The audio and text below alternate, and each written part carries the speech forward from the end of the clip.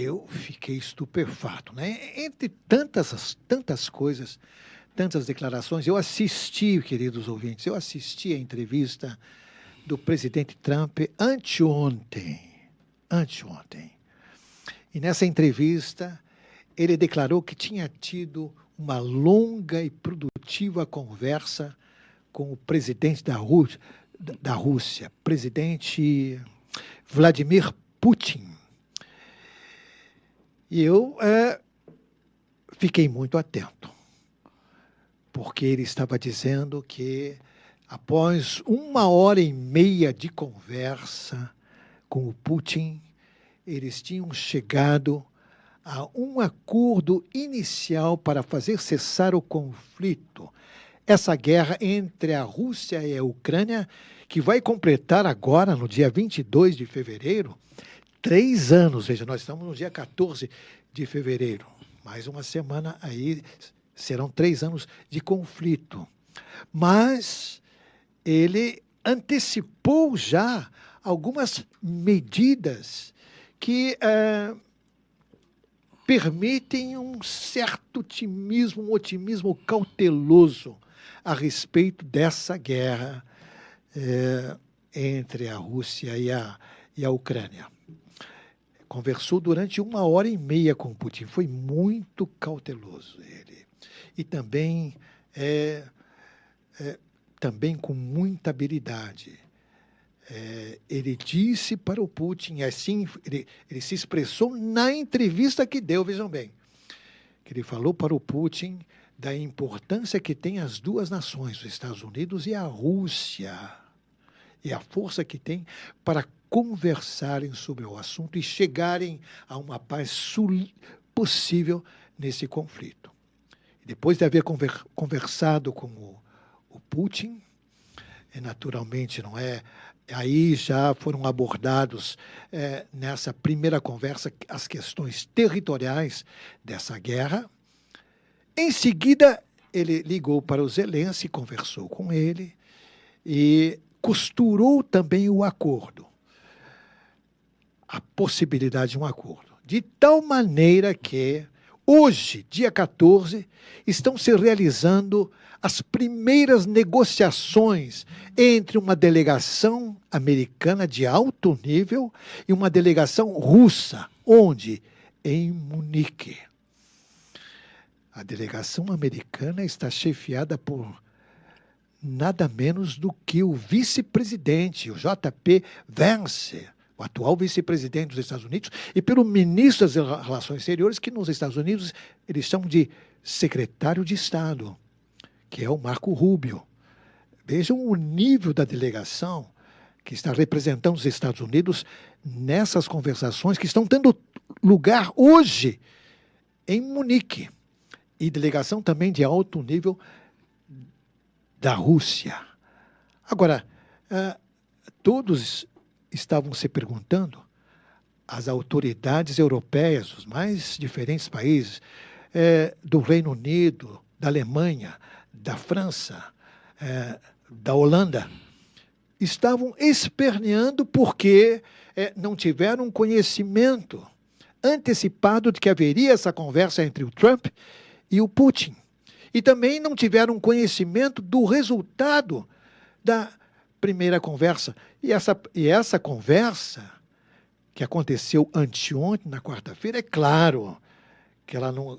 É claro que ela foi precedida de outros telefonemas que ficaram sigilosamente contidos, não foram divulgados. É evidente que o Trump e o Putin, no nível em que conversaram e das decisões que tomaram, é evidente que eles tiveram conversas logo depois que o Trump tomou posse, no dia 20 de janeiro. E possivelmente até mesmo antes, no início de janeiro. Mas isso é apenas especulação. O que está acontecendo ainda? Qual é a situação? São 3 grandes egos aí com quem a humanidade tem que lidar. O primeiro grande ego é o de Trump. O Trump quer uma solução rápida para o conflito, porque a gente recorda que era a promessa de campanha dele. Ele quer uma solução rápida para isso. O Putin quer preservar os interesses territoriais e econômicos e geopolíticos para ele, para o seu país. A Rússia que está saindo como nação vencedora dessa guerra.